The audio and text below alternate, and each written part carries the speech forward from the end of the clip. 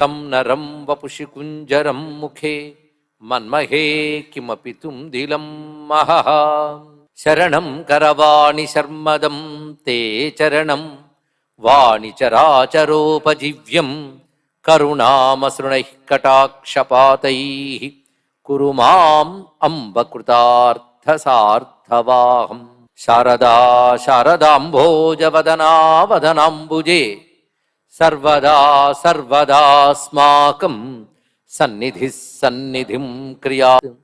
విమలపటీ కమలకుటీ పుస్తక రుద్రాక్ష శస్తహస్తపుటీ కామాక్షి పక్ష్మలాక్షి కలిత విపంచి విభాసి వైరించి. వాగర్థావివ సంపృక్తౌ వాగర్థ ప్రతిపత్తయే జగతః పితరౌ వందే పార్వతీ పరమేశ్వరౌ.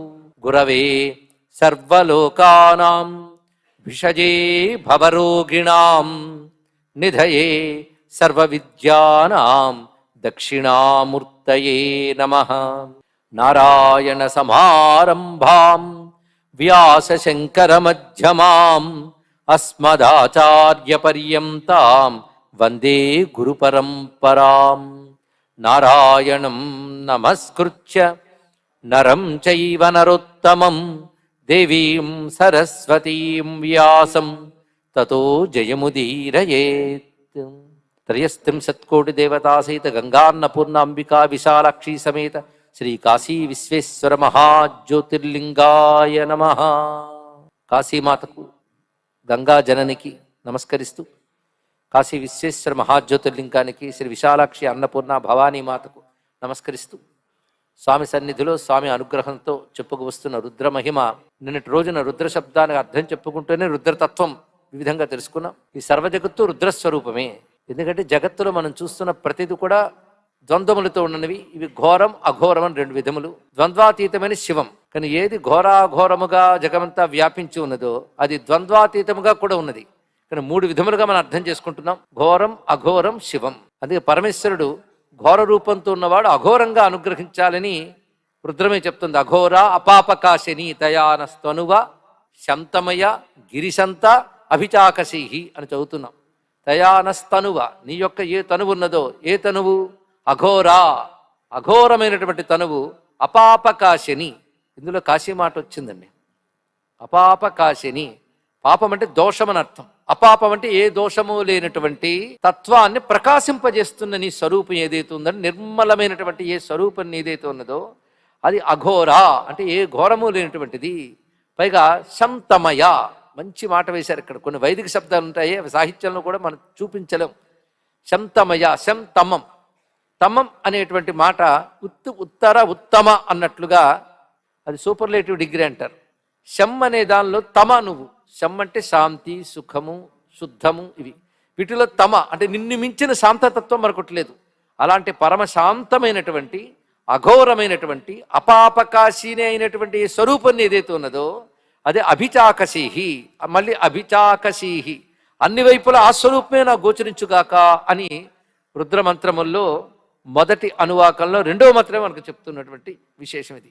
కానీ మనకు కనిపించవలసింది ఘోరాఘోరాత్మకమైన ఈ జగత్తులో పరమేశ్వరుడు ఎలా కనబడాలంటే ప్రసన్నమైన, అఘోరం అంటే ప్రసన్నమైనటువంటి అపాపకాశిని అయినటువంటి శంతమయ అయినటువంటి స్వరూపంతో అన్ని వైపులా గోచరించి అనుగ్రహించవయ్యా అని చెప్తున్నారు. అయితే పరమేశ్వరుడు ఉగ్రంగా ఘోరంగా ఉన్నాడు ఎందుకు అంటే అది పాప ఫలం ఇవ్వడానికి ఆ రూపంతో గోచరిస్తున్నాడు.